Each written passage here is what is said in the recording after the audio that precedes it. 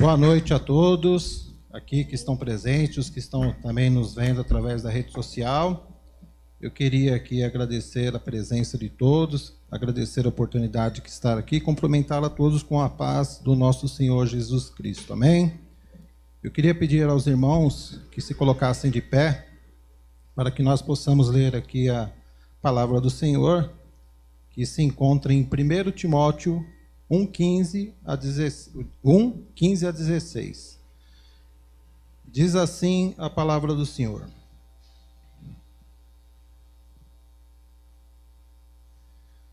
O ensinamento verdadeiro e que deve ser crido e aceito de todo o coração é este: Cristo Jesus veio ao mundo para salvar os pecadores, dos quais eu sou o pior. Mas foi por esse mesmo motivo que Deus teve misericórdia de mim, para que Cristo Jesus pudesse mostrar toda a sua paciência comigo. E isso ficará como exemplo para todos que no futuro vão crer nele e receber a vida eterna. Amém? Senhor meu Deus e Pai, te agradeço, ó Pai, por essa presença maravilhosa, Pai. Poder estar aqui na tua casa, na tua presença, Pai, entregando aquilo que o Senhor entregou a mim de coração para passar ao teu servo, Pai.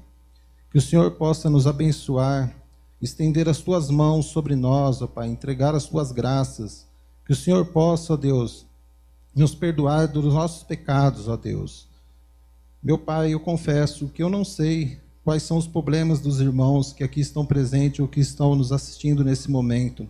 Mas eu sei, meu Deus, que o Senhor tem coisas maravilhosas em suas vidas e que assim eles alcançarão quando aceitarem o Senhor de coração e a tua salvação. Amém? Pode sentar, irmãos. Irmãos, o que é a salvação? A salvação é a libertação do pecado de todas as suas consequências. Você agora é salvo. Quem aqui é salvo em Cristo? Todos nós somos salvos em Cristo. A partir do momento que nós aceitamos a Jesus, nós já somos salvos. A salvação é a maior bênção que o ser humano pode receber e, ao mesmo tempo, a principal experiência espiritual. A salvação é o tema central da Bíblia. E todos nós devemos conhecê-la bem e falar dela aos que ainda não aceitaram a Cristo, para que também sejam salvos.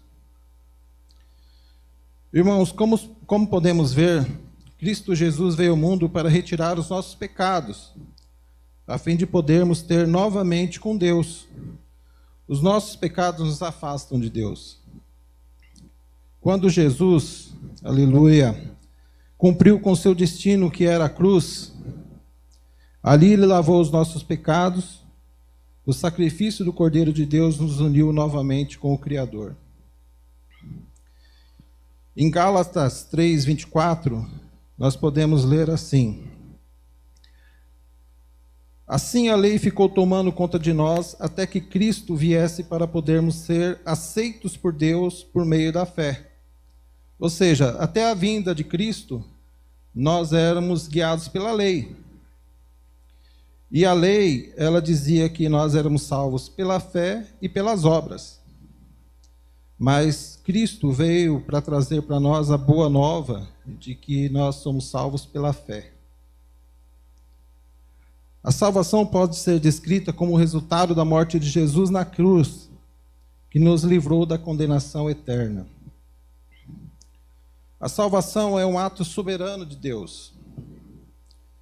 Tudo isso é feito por Deus, o qual por meio de Cristo nos transforma de inimigos em amigos dele. E Deus nos deu a tarefa de fazer com que os outros também sejam amigos deles. A nossa mensagem é esta: Deus não leva em conta os pecados dos seres humanos, e por meio de Cristo, Ele está fazendo com que eles sejam amigos. E Deus nos mandou entregar a mensagem que fala da maneira como Ele faz com que eles se tornem seus amigos. 2 Coríntios 5:18 a 19. A salvação também é um ato da infinita misericórdia de Deus. A sua salvação custou um alto preço, irmãos. Custou o sangue de Jesus, o Cordeiro de Deus. Em João 1,29 diz assim: no dia seguinte, João viu Jesus vindo na direção dele e disse: aí está o Cordeiro de Deus que tira o pecado do mundo. Também podemos ver em Isaías 53, 4-7, que diz assim: no entanto, era o nosso sacrifício que ele estava carregando, era a nossa dor que ele estava suportando. E nós pensávamos que era por causa das suas próprias culpas que Deus o estava castigando. Deus não estava castigando Jesus. Que Deus o estava maltratando e ferindo.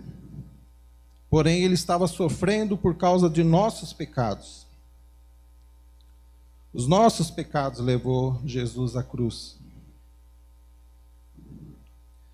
Estava sendo castigado por causa das nossas maldades. Nós somos curados pelo castigo que ele sofreu. Somos sarados pelos ferimentos que ele recebeu. Todos nós éramos como ovelhas que se haviam perdido. Cada um de nós seguia o seu próprio caminho, mas o Senhor castigou o seu servo. Fez com que ele sofresse o castigo que nós merecíamos.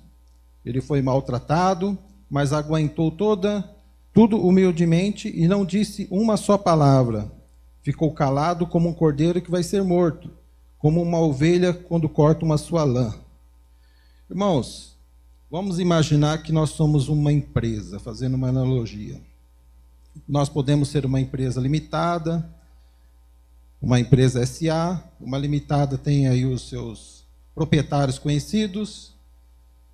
E no momento nós éramos propriedade do diabo, de coisa ruim.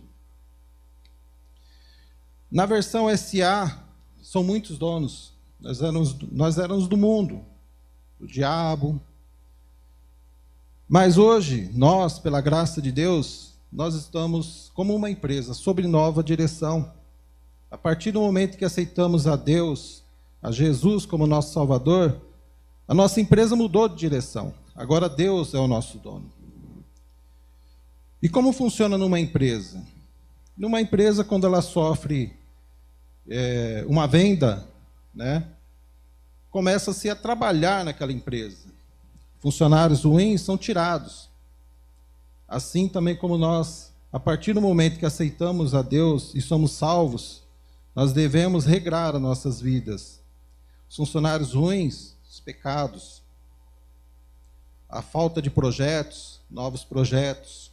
Então, sobre essa nova direção que nós estamos conduzindo a nossa vida, Deus, o nosso proprietário, está investindo nessa empresa. Ele quer que você progrida. E como é que você progride na empresa de Deus? É a sua santidade. A partir do momento que você recebe a salvação, você começa um processo de santidade. E esse processo de santidade é um processo que ele é demorado. É demorado porque a santidade nossa, do nosso espírito, ela tem que ser uma nova vida. Nós devemos abrir mão do mundo, nós devemos abrir mão dos pecados. E tem pecado que é fácil da gente abrir mão. Tem pecado que, às vezes, para um é muito, para outro é um pecado simples.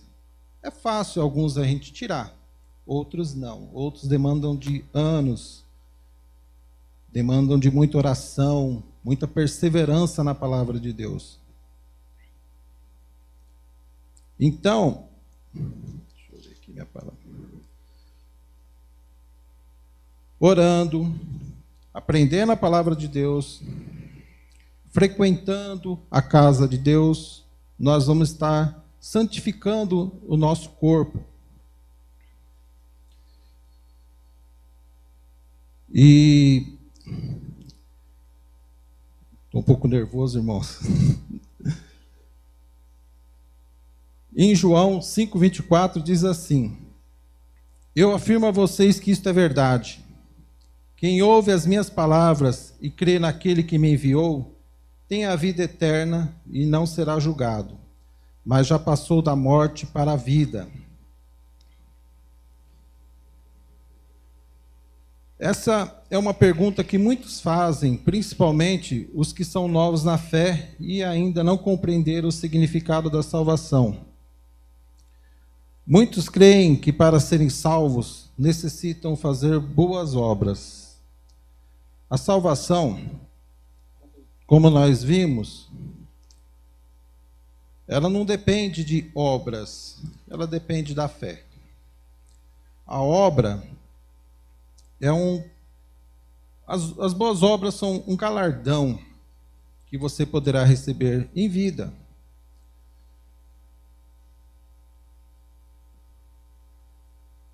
Como que se começou essa questão da fé ou obras?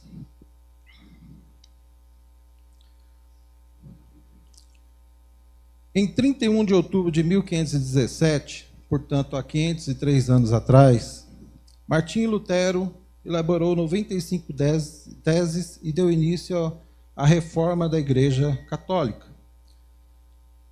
que é a reforma protestante. A igreja, naquela época, ela usava uma prática, que era de dizimar para que você pudesse ser perdoado dos seus pecados. Você dizimando, estava perdoado dos seus pecados, e aí muitos até usam aquele conchavo de estar comprando um pedacinho do céu.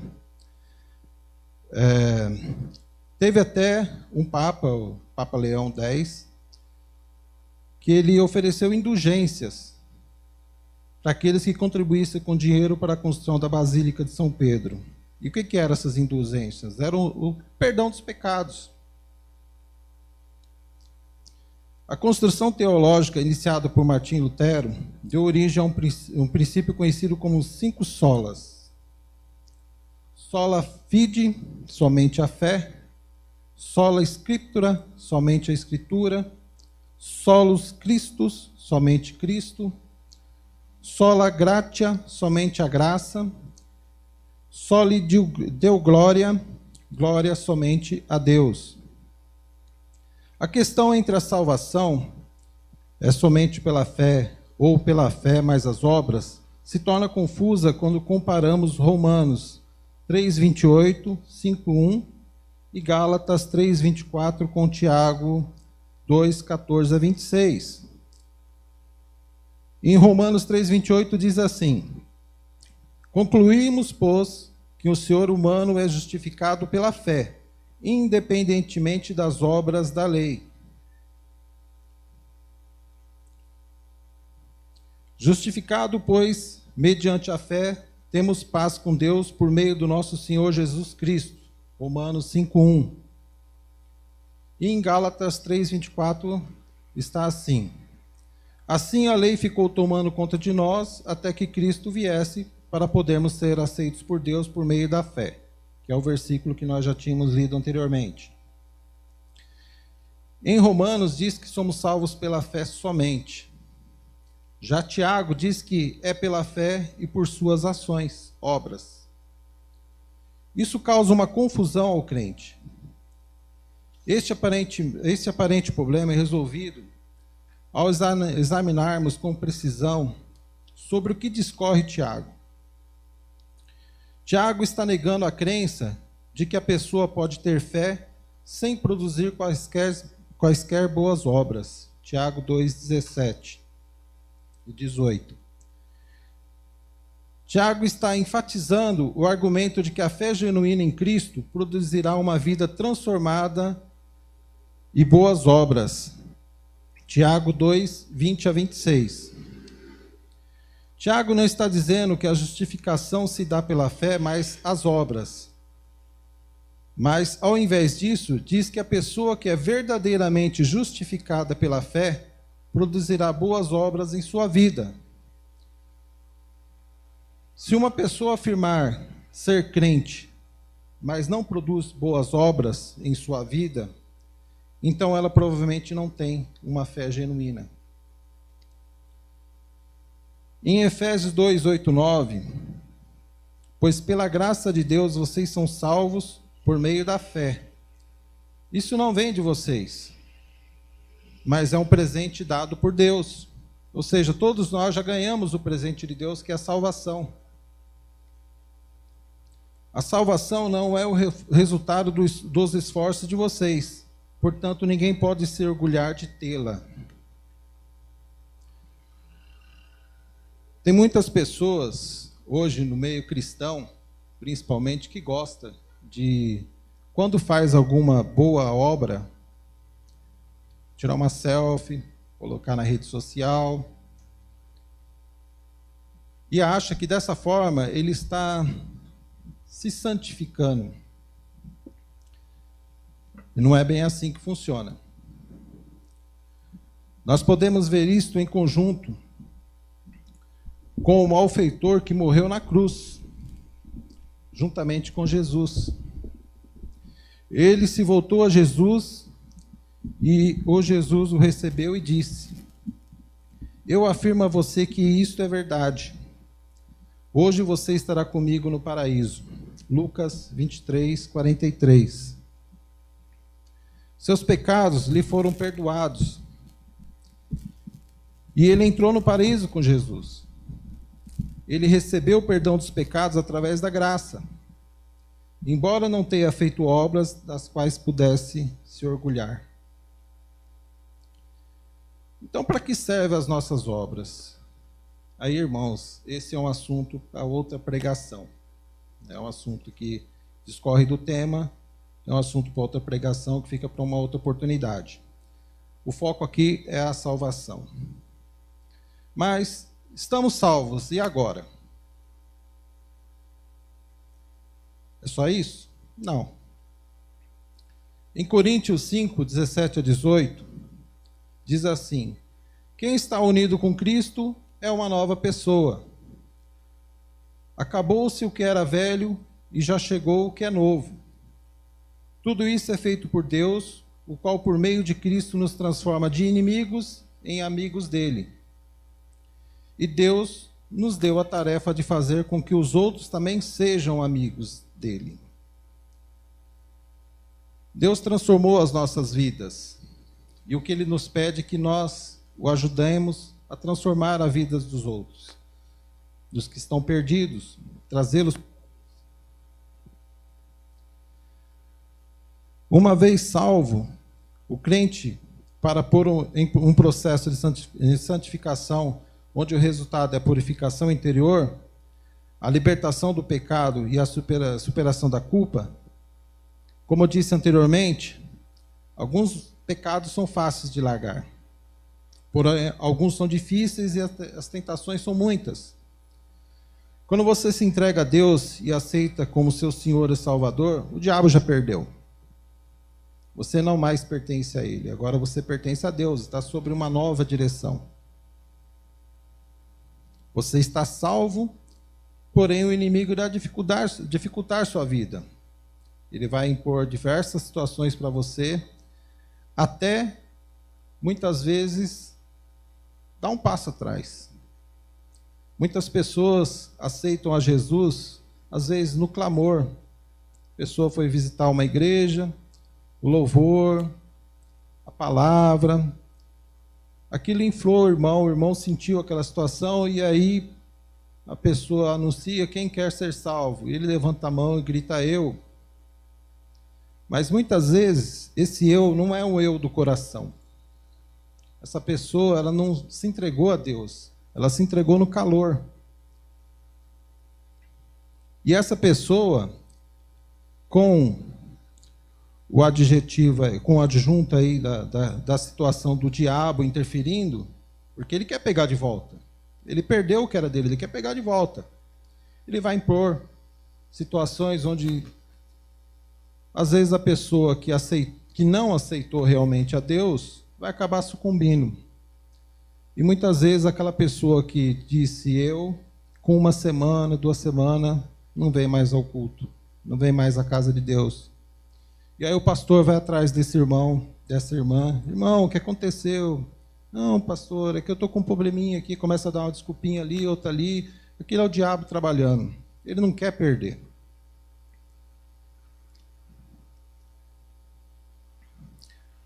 A Bíblia diz que o pecado escraviza. Por isso é difícil abandoná-lo. Em Romanos 7, 21 a 23, diz assim: assim eu sei o que aconteceu comigo, que o que aconteceu comigo é isto. Quando quero fazer o que é bom, só consigo fazer o que é mal. Dentro de mim, eu sei que gosto da lei de Deus, mas vejo uma lei diferente agindo naquilo que faço. Uma lei que luta contra aquela que a minha mente aprova. Ela me torna prisioneiro da lei do pecado, que age no meu corpo. Em Tiago 1, 13 a 15 diz: mas as pessoas são tentadas quando são atraídas e enganadas pelos seus próprios maus desejos. Quando alguém for tentado, não diga: esta tentação vem de Deus. Deus não tenta ninguém. Quem tenta é o diabo. Deus não tenta e não pode ser tentado. Pois Deus não pode ser tentado pelo mal e Ele mesmo não tenta ninguém. Então esses desejos fazem com que o pecado nasça. E o pecado, quando já está maduro, produz a morte. Tiago 1, 13 a 15. É por isso que é tão difícil vencer o pecado. O processo da santificação só se evidencia na vida do crente quando esse reconhece o que Deus Pai fez por ele através de Jesus Cristo, nosso Senhor, e demonstra gratidão por isto, cumprindo com os mandamentos da lei. Mateus 22, 37 a 39. Ame o Senhor seu Deus com todo o coração, com toda a alma e com toda a mente. O segundo mais importante é parecido com o primeiro. Ame os outros como você ama a você mesmo. Mateus 27, 37 a 39. E aí estamos salvos, já aceitamos a Deus, aceitamos Jesus. E aí vem aquela pergunta que às vezes aflige o crente: posso perder a salvação? Tenho uma boa notícia para vocês. Não. A salvação já lhe foi dada. Às vezes você pode pecar. Você ora, pede perdão e você volta para Deus. Você não perde a salvação. Mas tem um momento que você pode perder a salvação. E em Hebreus 6, 4 a 8, ela nos ensina como perder a salvação. Diz assim: como é que as pessoas que abandonaram a fé podem se arrepender de novo? Elas já estavam na luz de Deus, já haviam experimentado o dom de Deus, o dom do céu, e recebido a sua parte do Espírito Santo. Já haviam conhecido por experiência que a palavra de Deus é boa e tinham experimentado os poderes do mundo que há de vir. Mas depois abandonaram a fé. É impossível levar essas pessoas a se arrependerem de novo, pois estão crucificando outra vez o Filho de Deus e zombando publicamente dele. Deus abençoa a terra que recebe a chuva, a qual muitas vezes cai sobre ela e produz plantas úteis para aqueles que trabalham nela. Mas a terra que produz mato e espinhos não serve para nada. Ela corre o perigo de ser amaldiçoada por Deus e acaba sendo queimada. Primeiramente, irmãos, um crente salvo que porventura tenha se afastado da igreja, desengrejado, ou que tenha cometido pecado, não perde a salvação. Esta já lhe foi dada e Deus não muda de ideia. Deus não é como os homens que mentem. Não é um ser humano que muda de ideia Quando foi que Deus prometeu e não cumpriu? Ele diz que faz e faz mesmo. Números 23, 19. A carta aos Hebreus, ela não foi escrita para o crente comum. A carta aos Hebreus foi escrita para judeus que tinham professado a fé em Cristo Jesus e agora estavam sendo perseguidos pelos seus compatriotas judeus. E estavam tentados a negar Jesus, para que o judeu que tivesse se convertido e aceito a Jesus pudesse voltar ao judaísmo. Nesse caso, ele tinha que negar a Jesus, dizer que era maldito. Tinham que negar que Jesus era filho do Deus, o Criador. E com isso cometiam o maior dos pecados, que é a apostasia. Esse não é um pecado qualquer. A apostasia é o pecado de abandonar conscientemente a Jesus Cristo e as verdades cristãs. Uma vez que você já tinha publicamente assumido o compromisso, uma vez que você fez isso, não tem mais retorno. Porque, como diz a Escritura, estaria novamente crucificando o Filho de Deus. Um crente verdadeiro pode cometer um pecado e se arrepender e voltar para Jesus. Quando uma pessoa se converte, ela recebe uma nova vida. A antiga tinha um propósito, que era viver para si mesmo e suas paixões. O novo propósito é amar a Deus a fim de agradar-lhe. E em Efésios 4, 22 a 24, Paulo diz: portanto, abandonem a velha natureza de vocês, que fazia com que vocês vivessem uma vida de pecado e que estava sendo destruída pelos seus desejos enganosos. É preciso que o coração e a mente de vocês sejam completamente renovados. Vistam-se com a nova natureza, criada por Deus, que é parecida com a sua própria natureza e que se mostra na vida verdadeira, a qual é correta e dedicada a Ele. Eu já estou quase terminando a palavra, irmãos. Eu queria aqui ler também 2 passagens aqui para vocês, que reflete uma situação que o crente vive e a gente gosta de sempre lembrar. Hebreus 10, 25. Não abandonemos, como alguns estão fazendo, o costume de assistir às nossas reuniões. Pelo contrário, animemos uns aos outros, e ainda mais agora que vocês veem que o dia está chegando. E em Salmos 84, 10 diz assim: é melhor passar um dia no templo do que 1000 dias em qualquer outro lugar. Eu gostaria mais de ficar no portão de entrada da casa do meu Deus do que morar nas casas dos maus. Muito crente prefere festa, às vezes está no horário do culto, chega uma visita, a pessoa se abstém de vir ao culto para atender a visita, uma festa de aniversário. Irmãos, o importante é estar na casa de Deus. O importante é ouvir a palavra do Senhor. O importante é estar com os irmãos, louvando e adorando a Deus.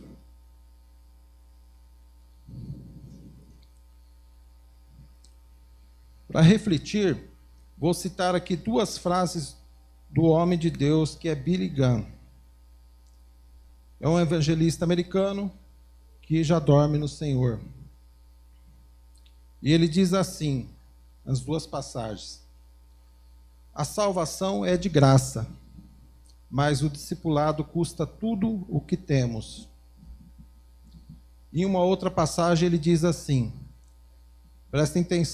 prestem atenção, irmãos: a única coisa que nos mantém para fora do céu é o nosso pecado. E o único que nos permitirá entrar no céu é sermos purificados desse pecado.